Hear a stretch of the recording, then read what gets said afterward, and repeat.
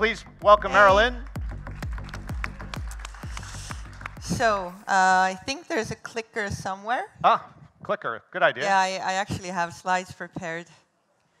Thank you. So, first of all, how many startups that pitched today are still in the room right now? Raise your hands. I want you to give a big round of applause to yourself because I looked through all of the pitches and you really did a good job.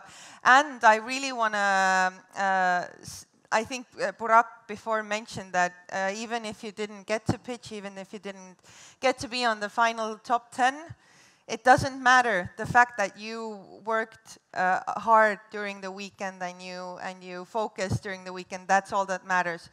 I'm going to start by just introducing what I do, what we do in Estonia, and then I'm going to tell you a story about one of our unicorns who wasn't always on their way to becoming a unicorn, so maybe that will encourage you.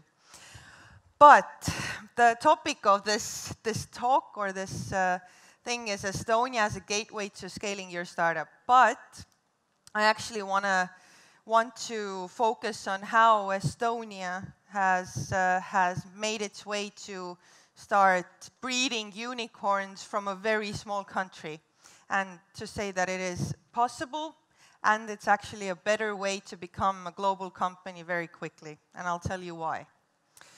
So, how many of you did you know? I think a lot of you were here on Friday as well, but before Friday, how many of you knew anything about Estonia or had heard about Estonia?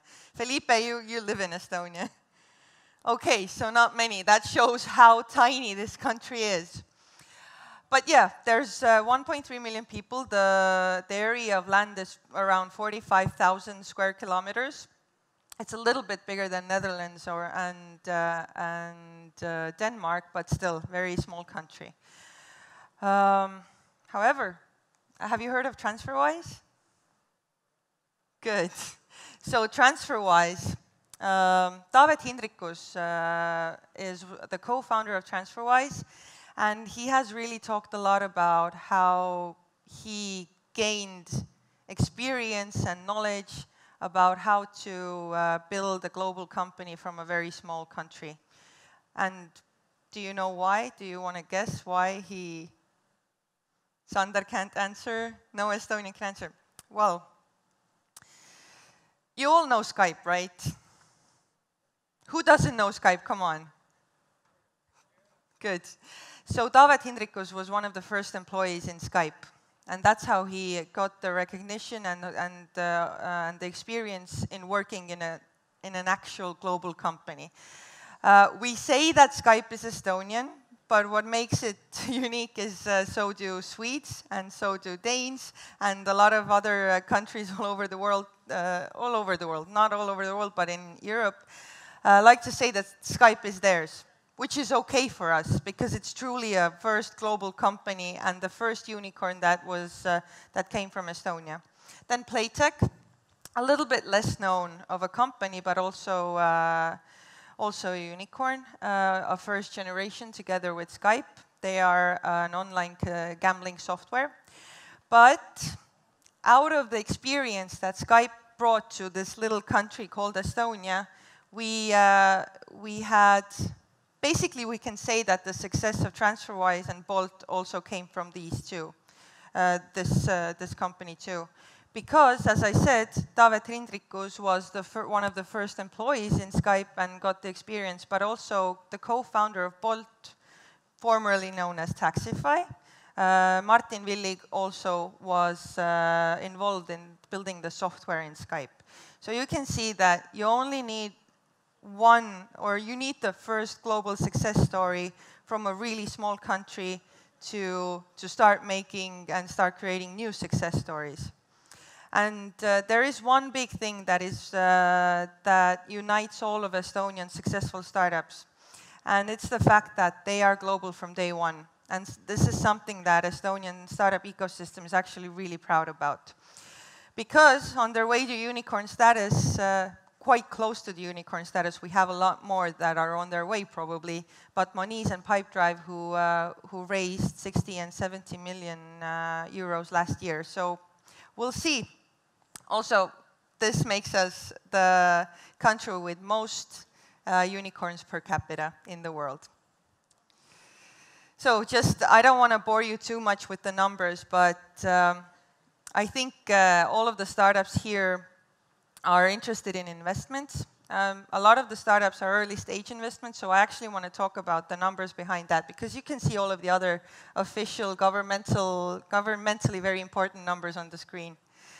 But since today we got news that a Nordic fund in Estonia, in the Nordics and in the Baltics, will have a 50 million euro fund for deep tech solutions.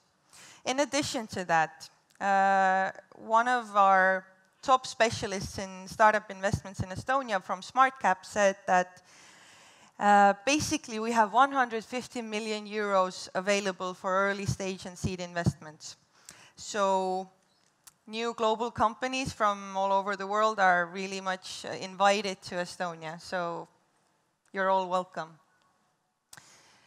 And this humble graph shows how many foreign investments and global investments have been invested into Estonian startups. We talked about this on Friday, but who wasn't here, then I'll just give you a comparison between 2017 and 2018. The average deal size in 2017 was 6 million, roughly, and last year it was raised to 10 million. So we are truly building high impact and valuable companies there. And why I'm here. I am Merilin, I am the Startup Visa project lead in Startup Estonia. And as I said, we are a very successful startup ecosystem. We have a lot of investment money. But to be honest, we need more startups. And we want more startups to come there. So I think a lot of you have passed our booth today. So a lot of you have come and talked to us, which we really appreciate. But just I'm going to let you take this in. Check this website. You're going to get a lot of information. But I'm honestly, I'm finishing soon. So I'm also, if we can have questions from the audience, I would love to answer. But just a few last slides. I know you've been seeing a lot of slides today. Just a couple of people who can talk about Estonia. And you can also check out our website for podcasts. And these people are really talking about their experience. So this is Kun from Hong Kong. He has been in Estonia for the past 3 years, I think. And he's not intending to leave. And then there's Avery, who came to Estonia to study and now is working on his own global startup. There are some events that I want to invite you to. Latitude 59 is coming up pretty soon. But what I really want you to maybe walk away from this is don't be restricted by your borders. And if you want to build a successful global company, start from day one, then you don't have to adapt to becoming a global one. And if you think that Estonia can help you along the way, just come and talk to us, or just come to our events, meet with our startups, and maybe get to know them. And yeah, you're all welcome. And these are where you can follow us. We're going to be back in Istanbul pretty soon, so come meet us. And thank you. Thank you, Merilin. So let's certainly open it up for questions. Does anyone have a question that they'd like to ask Merilin? Oh, yeah. Oh, yeah, here we go. If we can get a mic. And again, say your name and your company would be helpful. Can we turn on this mic? Hello, my name is Maruf. I'm from Denmark. I mean, what I heard, it sounds very positive. It seems you have some funds. Do you have anything else behind? I mean, as a startup, why should we go to Estonia? You don't have to.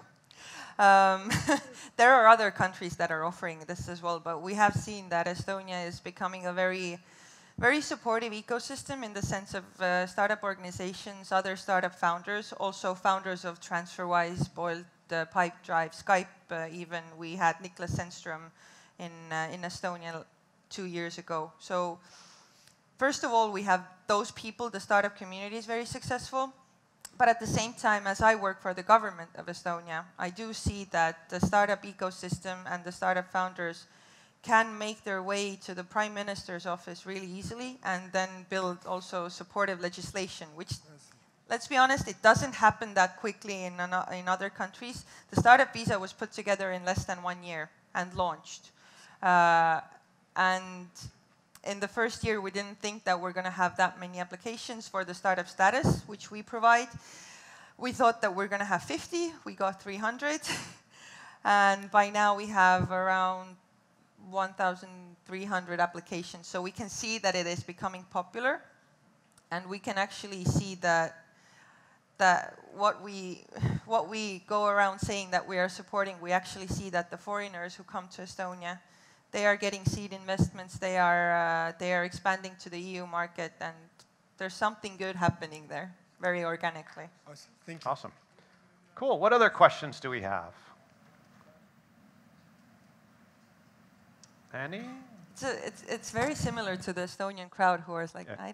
I have a question, but I'm going to ask later. Yeah, well, maybe I'll throw out a question. Yes.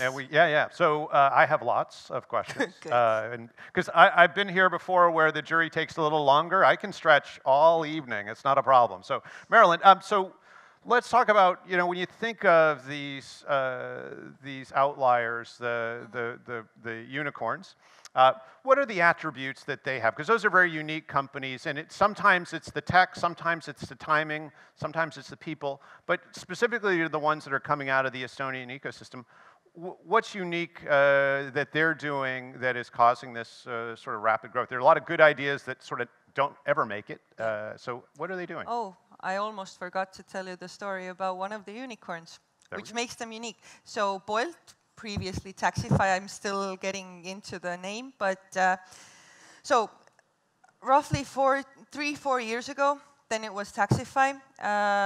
We have this show where when the year ends, then the successful founders always take an overview of the year, and they pick out the winners and the losers. And I think it was in 2015-16 when the founders said that Taxify is not going to make it. They're going to die out. And they had 30 employees, I think. And then 2 years later, since they, Taxify is not that much different from Uber. It's basically the same service. It's a taxi hailing app. But what makes them unique is that they don't want to. They don't see it good to go after Uber in the same markets, but they just go to Central Eastern Europe more and Africa, and also I know that they're in Middle East. They're quite popular there. So I think just adapting and finding new ways to do business and not necessarily being the next Silicon Valley startup. For TransferWise, it was just the founders saw that they had to transfer money, and they saw that the bank fees were ridiculously high. And being Estonians, they said, okay, when there's a problem, let's find a way to fix it. And now I think TransferWise is valued at $3 billion, even more maybe. And I mean, Skype it was a good time for us. We were on our way to becoming the first truly 100% E country. I think people were very excited about it. We had this international community, Denmark, Sweden, Estonia, and the developers came together, and they said, let's do it. And I think that mentality of if you have a problem or if you have an idea, don't just sit on the idea. Go test it out. Don't be afraid of failure, because if you fail, then you'll learn something, and you can do something differently with the same product or the next product. So I think that go-to mentality in Estonia is very strong. That's excellent. So one of the things that I've seen in many of I would say the more mature, the more successful ecosystems, is that whether it's unicorns or you have very successful sort of pre-unicorns, that those founders, at least in some of the companies, stay engaged in the ecosystem, and if you will pay it back, they mentor, they are at the events. There's a variety of ways that they are engaging. Tell me tell us what that's like in Estonia. What's the engagement from some of these top companies? It's very significant. and they don't only support or mentor the new startups. They also want to help with the startup mindset from early on, from like kindergartens and schools. There is a group of founders from Taxify, Pipedrive, TransferWise who started an educational fund to bring innovation to schools, for example. That being said, 9 years ago now, 5 of the people from the ecosystem who had been to Silicon Valley all over the place, they started Garage 48 hackathon series, which was their way of giving back to the community and mentoring and bringing out new ideas, because they don't want their success to be the last success. They want to see it go on. And now it's been going on for 9 years. I think they have over 200 events all over the world. And one of the founders, Ragnar Sass, who was also a co-founder of Pipedrive, you see how intertwined it is. He started a new company called Lift 99, which is a co-working space, co-growing space, and now they opened up an office in Kiev. So they're on their way to build this Central Eastern European bigger ecosystem to make it possible for these people also to have connections with top players in the game, because not everyone can go to Silicon Valley or London all the time. So why not build an ecosystem where there's immense amount of talent? So. Right, and by definition, ecosystems there's interdependencies, not dependencies. So yeah, exactly. how does that regeneration and that support each element kind of come in there? So I know hockey is big in Estonia, and there's a famous hockey player in North America that had a saying about a reporter asked him what made him better. His name was Wayne Gretzky. Some of you may know the name. The reporter asked him what made him better than other players, and he said, other players go where the puck is. I go where the puck is going. So when you think about that in terms of, you've talked about sort of the Estonia of today, and I think it's also instructive to sort of talk about where's it going. What do you see? If we visited Estonia, today and in 5 years, what do you see the evolution? What will be different? What will have changed? What are you focused on to get to those objectives? I'm hoping it to be even more international, which I am focusing on, because you can't you can't be a very successful startup ecosystem and be closed and very not international, let's say. I think this is crucial, and it comes with other founders who are coming from outside of Europe maybe, and also the talent. We are in severe lack of talent in Estonia, and I'm just hoping that we're going to see more people just coming to Estonia, or even working remotely for our startups. But I do have this kind of a dream that we're going to have, it's already happening though. Oh, something's happening. So anyway, I'll tell you, this really cool thing that is happening in Estonia is the fact that even young high schoolers are right now doing startups. And I think this is, it is what's happening now, but I hope that in the future more kids and more young adults are getting into the game, basically, because we already have all other people interested in startups. And just from an Estonian point of view, I hope that we're going to bring the startup mentality outside of Tallinn as well, which we're doing a little bit of. Awesome. I have one question, then I'm going to let you go, and we're going to begin to transition into the actual award ceremony. Where the white smoke the furnace is being warmed up. Let's put it that way. Good. So you mentioned talent, which is an enormous problem in many ecosystems, particularly as they mature. Obviously, Estonia is a smaller population, so even in the EU, it's it's a very sensitive, and the projections are for it to continue to be very sensitive in most ecosystems. So, what's the plan? How are you? I mean, obviously, it's both building and recruiting, right? So, if we can take a minute and just talk about the kind of what's being done there. So, the startup visa, e-residency, all of those connections that help you move into the ecosystem, they're really good. But the next step is actually onboarding those people, and not forgetting that they need support. They need, well, we have issues like we don't have enough school places for international people, or we don't have enough international schools in general. It's just all of those things that, one thing is the startup ecosystem, but the other thing is they come to live there like anyone else.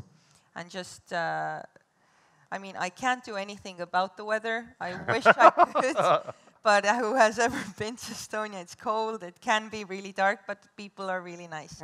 And I know that Estonians take a lot of time to warm up, but if they do, then we're really helpful. And I'm just from the government side working towards the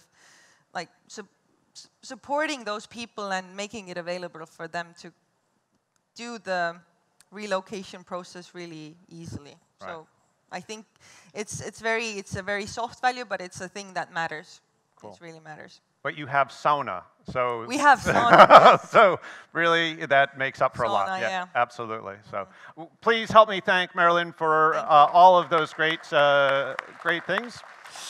She'll be back in just a couple minutes to give out our first award. Yes. So please, she'll be right back any moment. So